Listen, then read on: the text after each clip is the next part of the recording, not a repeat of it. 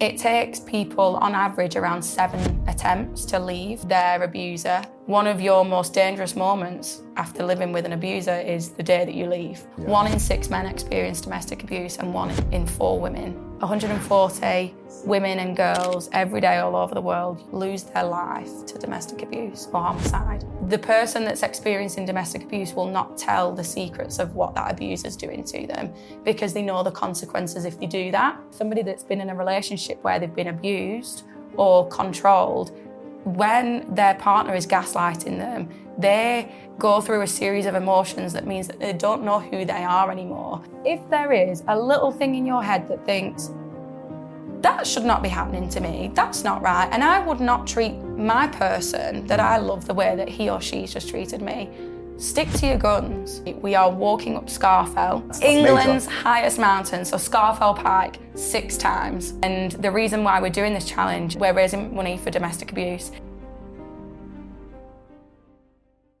What is happening, beautiful people? This is the Empowered Human Podcast. This podcast is part of Empowered Human Tribe. Some journeys change your life. This is one of them. From the 15th to the 22nd of November, we are going to India. We're going to Varkala for Empowered Wellness Escape, designed for people who have been carrying a lot. To find out more, head over to empoweredhumantribe.co.uk. And big love to our sponsor, Life Lab Supplement. They produce high quality wellness supplements and help other brands build their own. Check them out at lifelabsupplement.com. Before we dive in, go ahead and subscribe, leave a rating, and share this podcast with someone you love. Now, take a deep breath. Open your mind and let's dive in. All right, welcome to the podcast. Thank you. So I'm going to get straight into it. For those meeting you for the first time, who are you and what drives you to do what you do today? So, hi. I am Libby, real name Elizabeth, okay. But only if you're a priest or the police. Don't go by Elizabeth. What's your fake name then? Just Libby. I live my life with an alias, it's fine. Yeah. I'm Libby. I work as head of business development at a company called Red Rose Recovery. Yeah. And what drives me to do what I do? Yeah. That's an open question. What do I do? Well, what do you do? What do I do? Yeah. Work. Okay. Do you mean work? Work, life, yeah. Work, life. So in life, I love to do things that excite me, make me feel good, make me feel happy, give out the love. I'm super energetic, so I always have to do something where I'm moving my body. Yeah. And every year I set myself a challenge to do something for a charitable cause, whether that's an organisation or whether it's a person in need. My mum, bless her, she just gets shafted in. Mum, you're doing this challenge, and it just is what it is. Yeah, I love that. So every year for about 10 years, I think when you grow up, your values change. And I think especially when you have children, your values change. And I think you can always go through life going, I want the best for people, or you see loads of things on Facebook or advertising, this person's in need, they need help. And I do think that there's so much value in if you can give something out of your whole year to something or someone, you walk with a little bit of broader shoulders, knowing that you've done your bit, rather than scrolling past all of these people that, because you can't do everything for everybody, but if you know that every year you've done something for somebody, you feel like you're doing something better. And I think I'm a bit of an empath, and that just feeds my empath monitor. So that's life. I just love giving back, love doing things for people. And then in work, I've recently joined a place called Red Rose Recovery. So we are something called a LERO, so Lived Experience Recovery Organisation. So I guess now my personal love of thinking that I'm helping people or things like that is now a little bit professional as well. So we work with the most disadvantaged people around Lancashire. So we work with people that are struggling with alcohol, drugs, homelessness, domestic abuse, veterans with very complex post-traumatic stress disorder.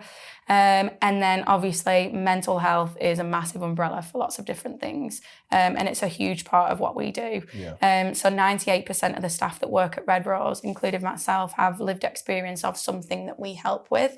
That's our employment model. We think that the best people to work for our organisation is the people that have been through it. Yeah. Because when we put ourselves in front of people and we offer them help, for all the love and money in the world, I can turn around to you and say, I'll help you through that, but if I've not been through it, you're going to take everything that I say with it. Yeah. Whereas our employment model is, no, I've been through it, trust me. Yeah. It will get better and I will tell you what to do. So that trust element that Red Rose Recovery brings is just fantastic. I love that. So yeah, life and work, kind of, there's a bit of synergy between the two. I love that though. It sounds like you're living by your design. If you learn about human design, you know what I mean. But like essentially you're living in alignment with what you believe and how you see the world, and I think that's beautiful. Yeah.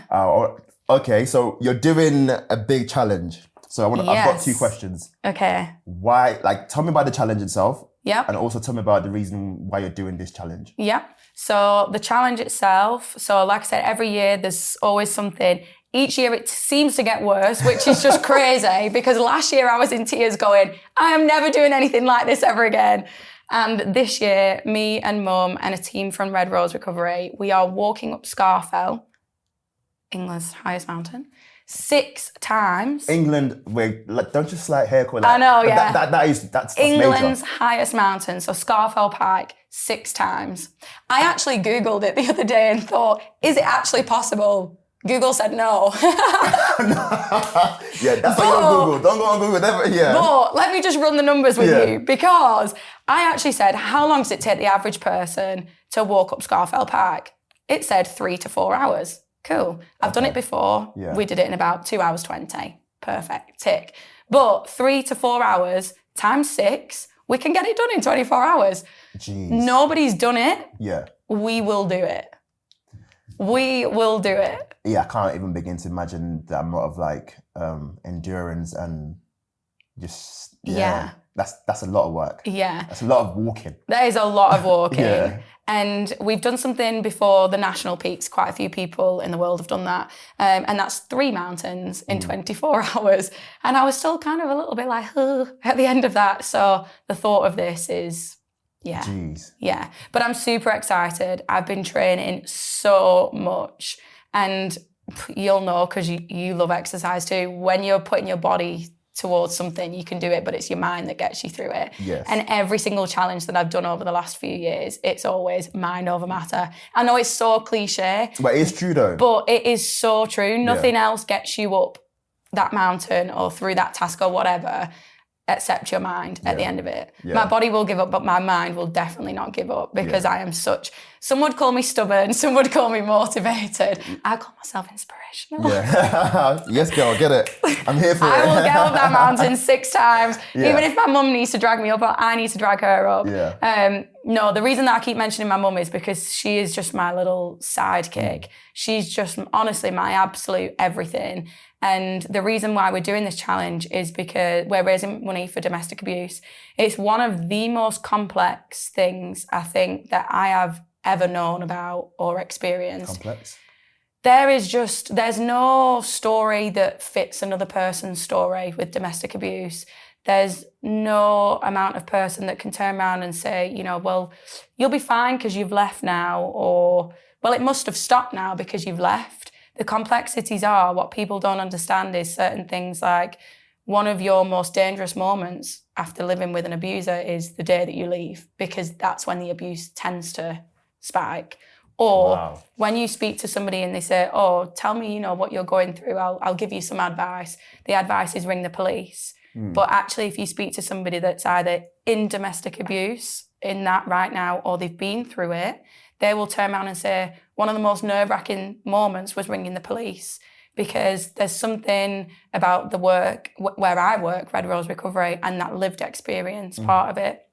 There's something called trauma-informed, and that comes from experiences and knowledge of what that person's going through. And if I was to turn around now and say, I'm getting 100 calls a day, I need to stop it, what would you tell me to do to stop a call ringing? block it. Block it, yeah. Don't, yeah. Block it so that person can't ring you. But one of the things with domestic abuse is you stop that person from calling you. The reason why they want to call you is to know where you are, to know what you're doing, to make sure that they've got that control. It's control and it's coercion. If you stop that person from calling you by blocking them, they're then going to take a different route to get to you. Oh. So that route then probably goes up a notch. Yeah. And then you're losing control. So there's people that haven't experienced it, thank goodness, because we don't want that. Yeah. We want to stop it. That's what this is about, is raising awareness and exposure to the complexities of the different kinds of it. Yeah. Because abuse it's not all physical, it's not all handsy, it's, if anything, a lot of it, 90% of it is probably the control element and the coercion and the messages and the following and the harassment and the belittling, the name calling, narcissism, which I think is a term that's branded around so much on social media. Tell me about I hate seeing narcissism on social media. I think maybe that's because there's experiences that I've been involved in, or I'm involved in it so much at work, that I think people have it as like a throwaway, oh, she's narcissistic or he's narcissistic. No, you need to understand the term. Or gaslighting. Somebody that's been in a relationship where they've been abused or controlled, when their partner is gaslighting them, they go through a series of emotions that means that they don't know who they are anymore. Wow. Because they've always been told by that person that they love, no, that's not right. It didn't happen like that. And because they're in control of you, you then start to think, maybe it didn't happen like that. Or maybe I'm the problem. Okay, yeah, I see it, I'm the problem. Because you'll never turn around to that person who's abusing you and say, no. I'm right, you're wrong. No, you would never do that. You would never do that. Yeah. So that gaslighting and narcissism, it chips away at the person that is experiencing it until there's literally nothing left. And you don't know the difference between anything. Yeah. So like if people are telling you, oh, like that's not a right way to live your life, you're like, no, but this is my norm. Yeah. Somebody cheats on you. I'm angry, I'm jealous, I'm hurt, I'm so disappointed, I'm betrayed. Yeah, but it's your fault because you weren't giving me this. That's gaslighting. Yeah. But I mean, that's probably one of the most common explanations of it if you put it into like a cheating scenario. But it's like, I'm cooking a meal for my partner. Why have you done that? Well, because it's healthy. Well, I want to be healthy. Yeah, but you said to me a minute ago that you want to be... I still want flavour. Do you know, there's just so many things and complexities around words that I think they're thrown around. And when it comes to people that we work with a lot and they are, true victims of domestic abuse, people need to understand the kind of terminology that they're using because they're really heavy words. Yeah. And domestic abuse doesn't always come in the form of physical abuse. That's why it's called abuse and not domestic violence. Yeah. Because it's a lot of emotional abuse as well. Talk to me about like signs to look out for. Let's say you've got a friend that you might suspect or not suspect that they're going through something or going through abuse. What are the signs to look out for? I think the first thing is you see a completely different side of your friend. So, for example, I'm super outgoing. Like, I'm always the loudest one in the room. I love the sound of my own voice. I love being at the centre of every conversation just because I love it. Yeah, I absolutely love it. You should be the host. Yeah, let's roll to reversal. But I love it. I love that. But then putting myself in this question, for example, is I'd walk in that little bit smaller or a little bit quieter and you'd notice straight away because I'm the loudest person in the room. Libby wasn't herself today. So then you wait for the next time and it's usually worse the next time. But what I will tell you, you're not yourself today, Lib. Is anything wrong? No, I'm fine. I'm just a little bit tired. Tired is a word that masks loaded everything. Yeah.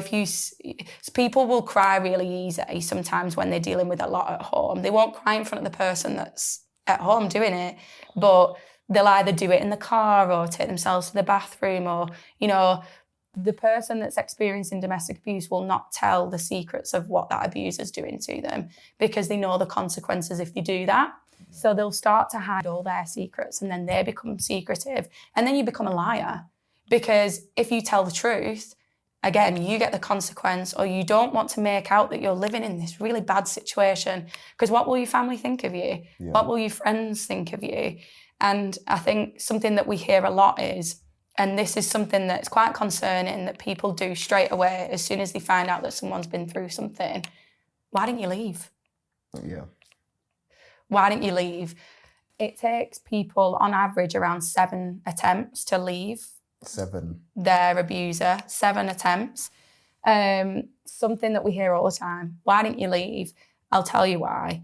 If you were to go on a date now and that person that you had a really lovely time with, I mean lovely, you were laughing the whole time, smiling, you went for drinks afterwards and you thought, by the end of it, I can't wait to go on this again. But then just as you're getting in the taxi, he or she either hits you in the face, calls you a nasty word or a hurtful comment, you'd go home, wouldn't you? And would you ever date that person again? No. No.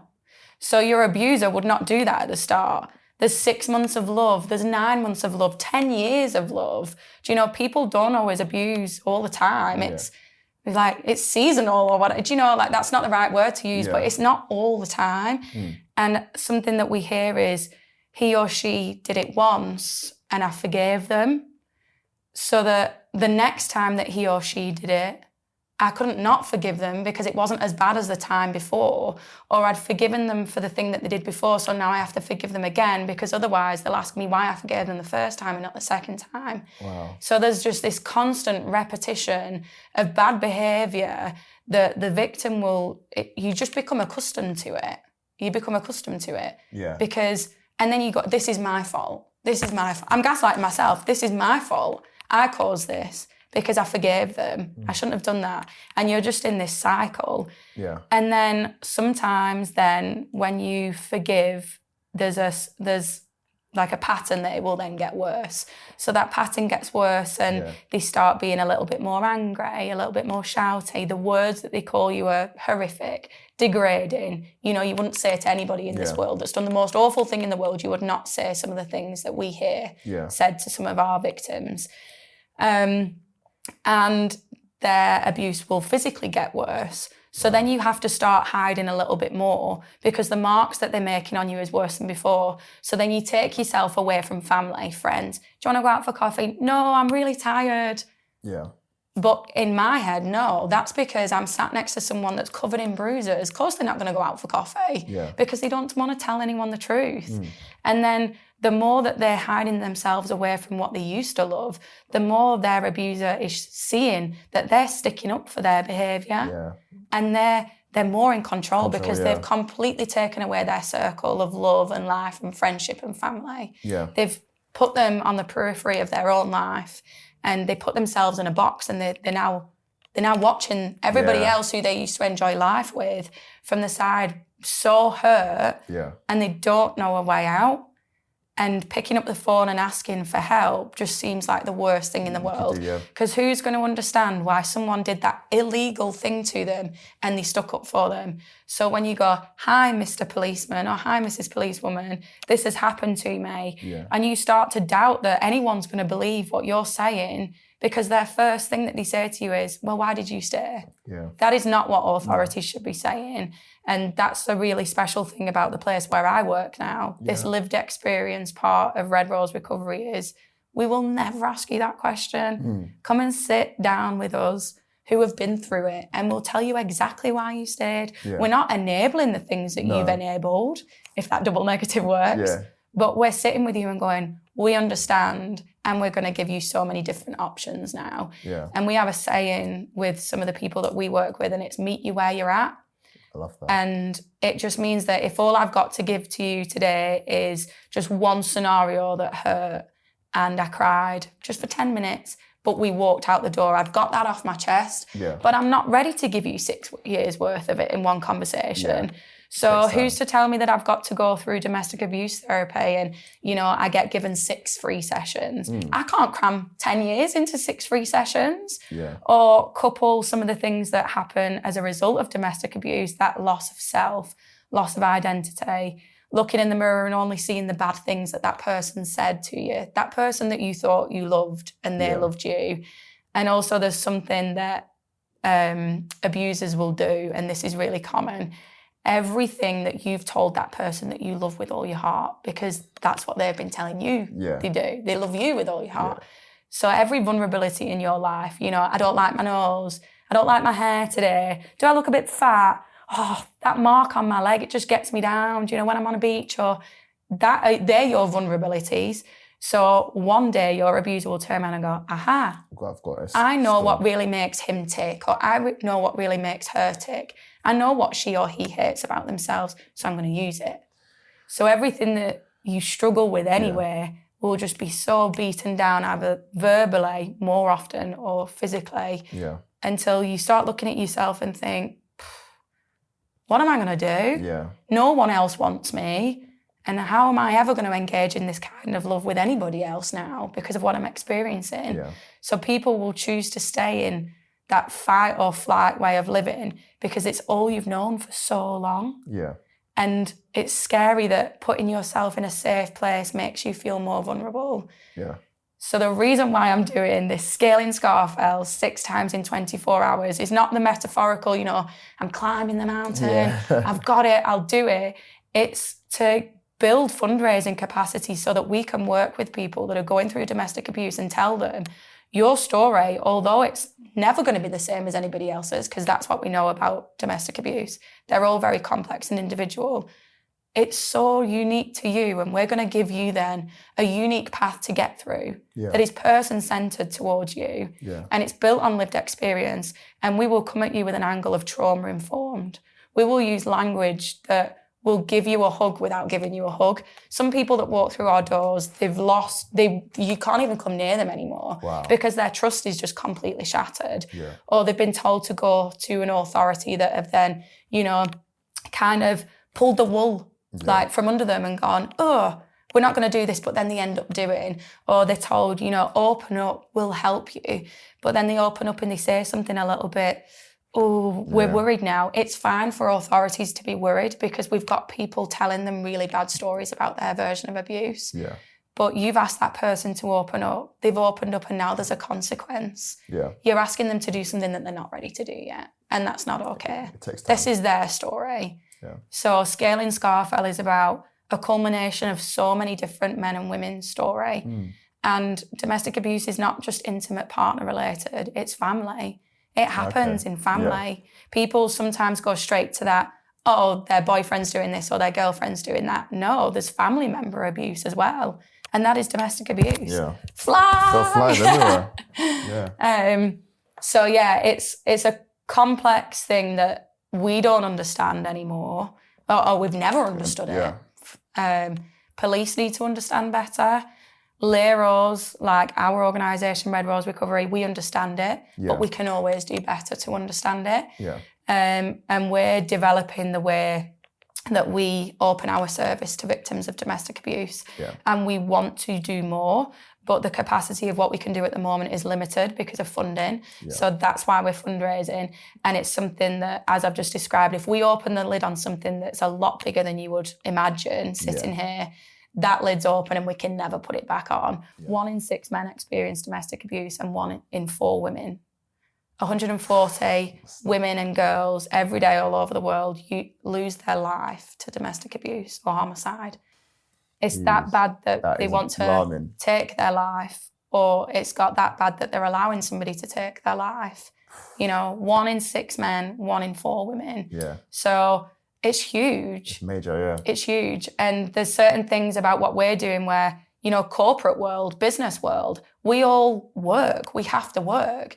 But, you know, if you've got an office full of 50 men and women, statistically, you don't know that you're dealing with somebody that might be being hit at home or talked down to or degrading. And when people come into the office and sometimes you notice signs, you ask me what the signs are. We spend all our time at work and sometimes, oh, did you see Shelley today? She was having a write-off day. We can really narrate people's lives on behalf of them.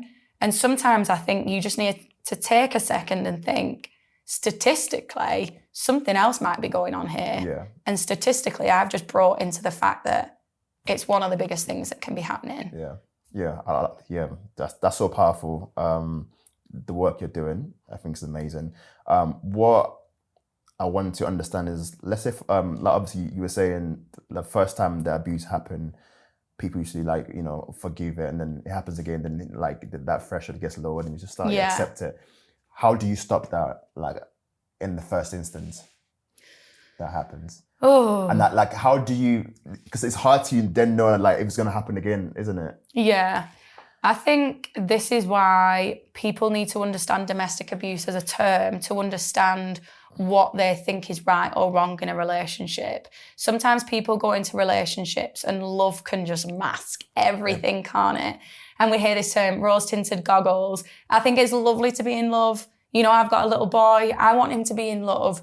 But I think we all, as people and individuals now, and this is why talking about it is so important, we cannot be blinded by love. There's always a certain part of us that this is me and this is who I am. And I might give you 90% now, but I'm never going to give you that last 10%. That's at no detriment to you or detriment to myself. It's protective. And I think it's all right. I would hate it if somebody was listening to this and turn around and go, she's never going to give her full self to anybody. No, I will. I'll give you 90% of myself. But that 10% will always be for me now to protect myself. I think people need to be a little bit more guarded with themselves, because what I believe of domestic abuse is you can sometimes think that you trust somebody with your whole world and all your vulnerabilities, and sometimes it shatters and, you know, it's really hard.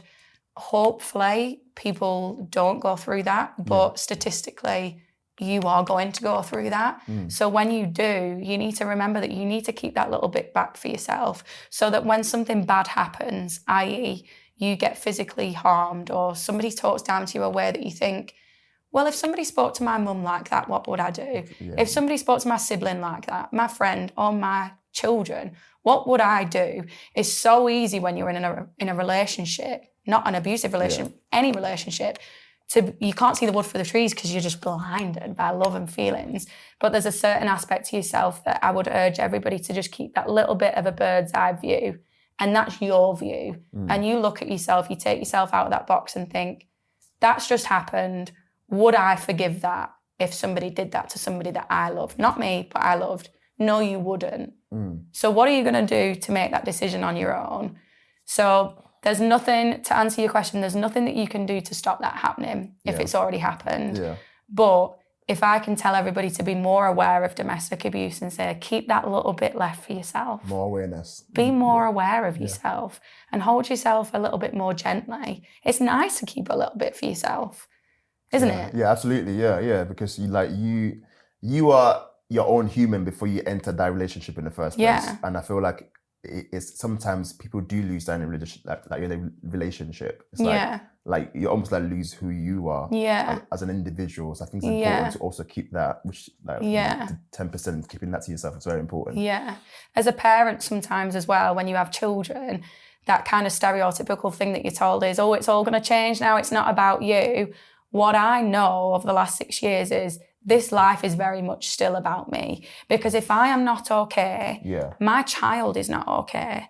I'm not saying that to be like, my feelings come first or, you know, his feelings don't come first. This is not a measurement of who wins. There's no level.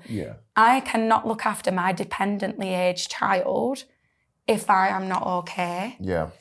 I'm a massive believer in filling your own cup. Because like if your cup isn't full, how can you pour into other people's? No. So yeah, I'm totally for that. If you're a family or friend of someone that you suspect might be going through, you know, a domestic abuse, how can you help and how can you foster an environment for them to open up? So what I would say is, because I'm quite aware of it now, what I would say is don't use any wording, you know, are you being abused? Are you being this? Why is he speaking to you like me? Do you know, just be really soft and gentle and say, you know, hi, you weren't yourself today. I'm always here for you. What we learn at Red Rose Recovery about domestic abuse victims is we have to meet them where we're at. And if I send a text today to somebody who I think is going through something, they will not tell me unless they're ready to tell me. But if I can just put myself, hiya, it was really nice to see you today, but I noticed you weren't yourself. If it was too much with everyone being there and you just want to grab a coffee, just me and you, let's do it. You know, I've noticed something's a bit off, but you're not saying, oh, you weren't yourself, you were upset. You look like you could burst into tears at any moment. Somebody once said to somebody I know, you're dead behind the eyes. And I thought, oh my goodness, you're dead behind the eyes. What an awful thing to say. Yeah.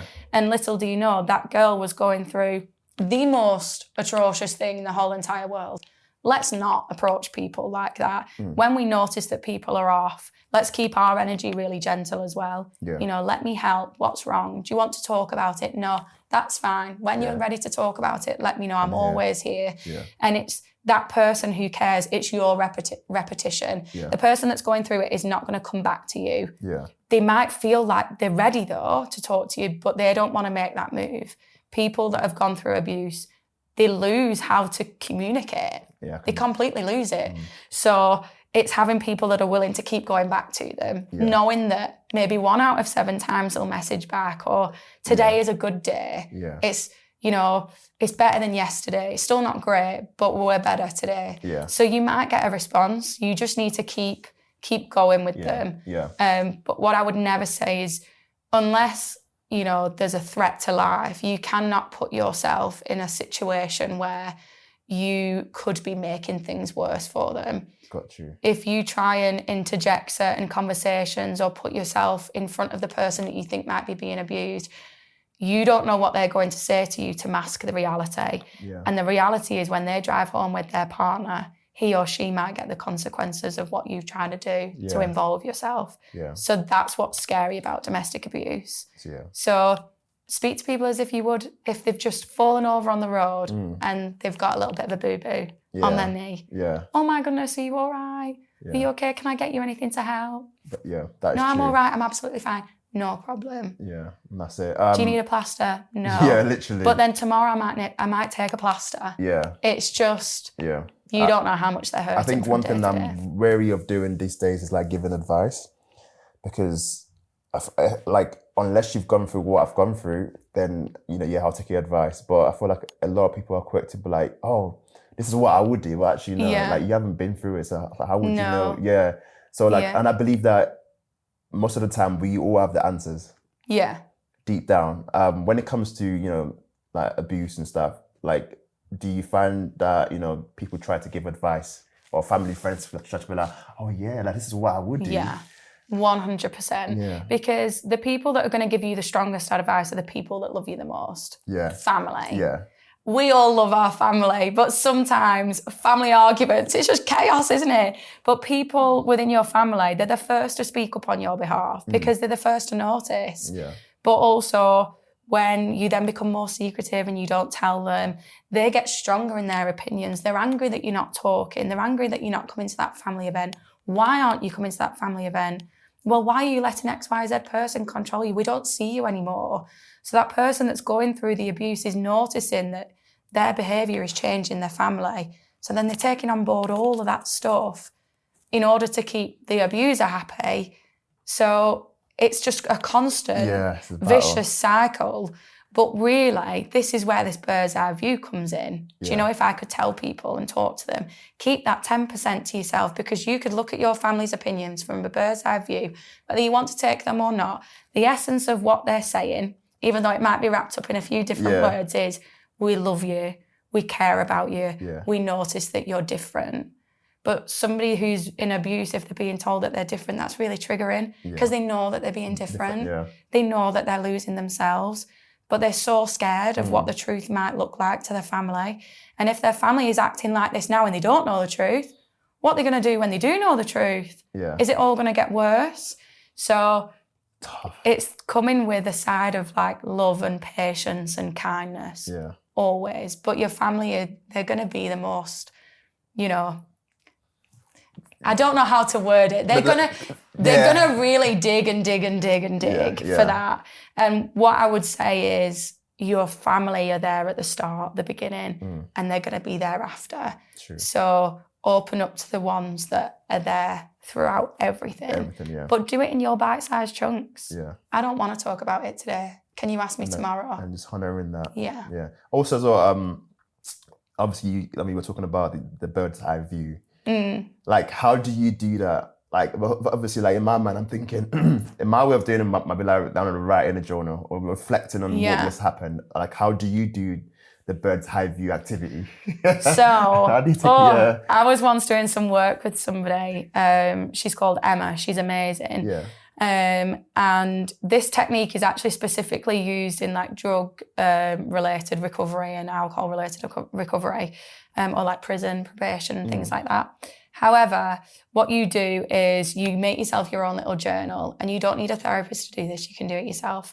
And you can write down a certain moment that's happened to you.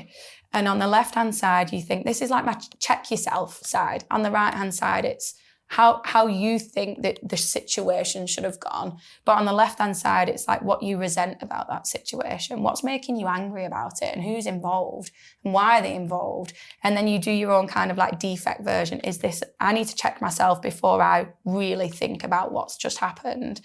And it just means that when you journal it like that, if you think that you need to go and confront somebody about what's just happened, you've really got all the facts nailed down first. Yeah. You've got the receipts. Yeah, you know, like, I don't know, this is just a really silly example, but if my mum turned around to me and said, why are you wearing that? I'd wear that if I was you. Ooh, right, I'm going to write it down. On the right.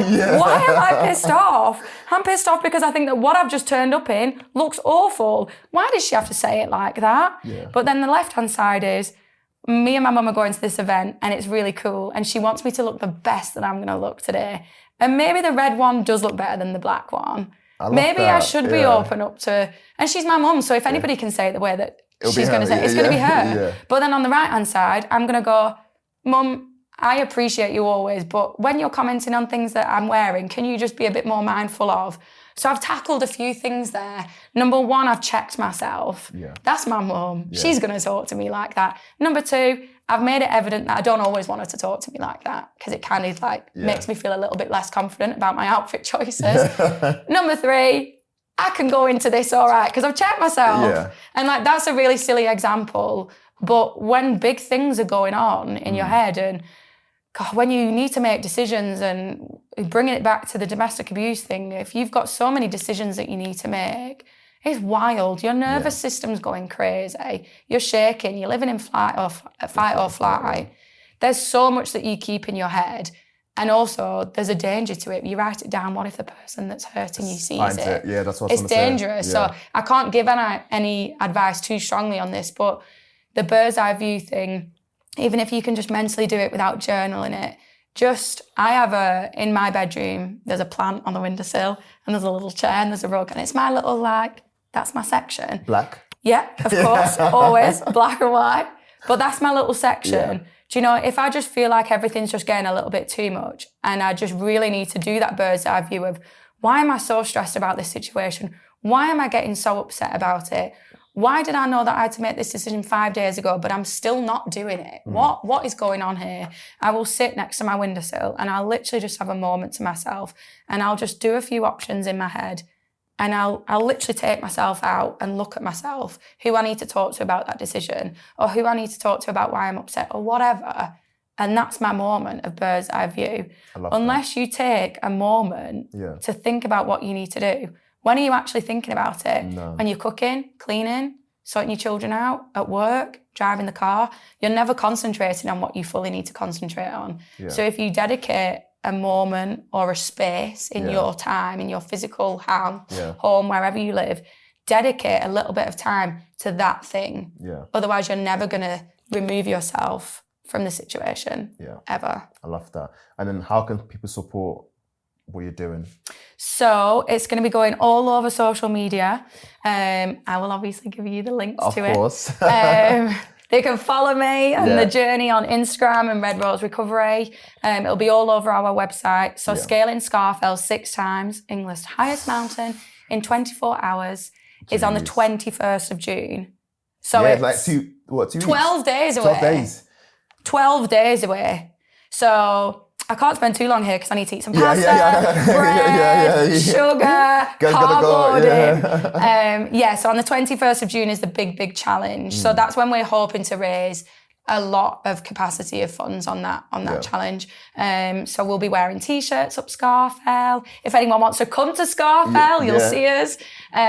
It'll be all on Red Rose Recovery's website. It'll be on my Instagram.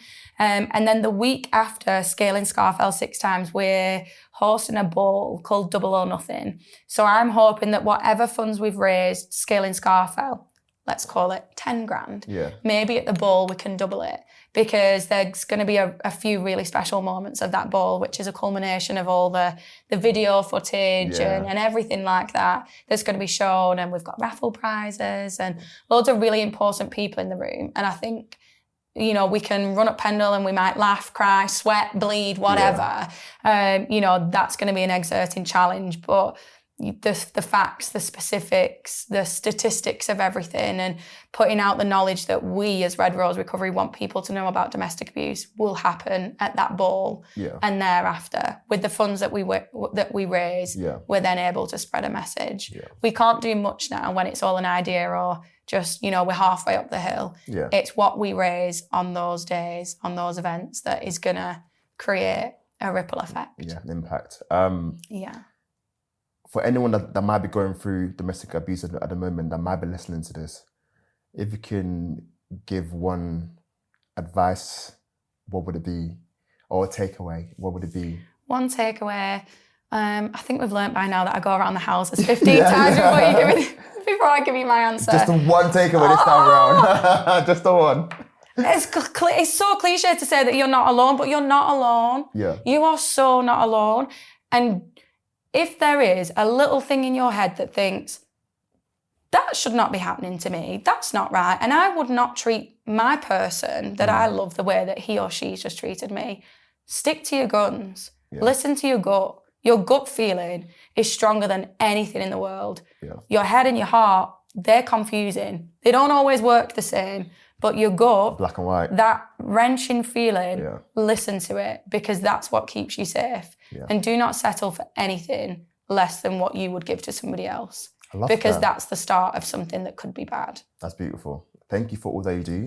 And I hope you smash this challenge. Thank you. And it's a wrap. Thank you. Smash it. Thank you. And that's it for today's episode. If something resonated with you, please do one thing. Share it. Send it to a friend, post it on your story, or just talk about it with someone you trust. These conversations matter. And please, don't forget to subscribe, rate the show, and download each episode. It helps more people find this space and join our movement. And if you're ready to go deeper, join us at empoweredhumantribe.co.uk and on our socials at Empowered Human Tribe. I'm your host, Adeshina Adeshokon. You are not alone, you are not too late, and you are more powerful than you've ever been told. This is Empowered Human Podcast. Keep on shining. I will see you next time, my friend.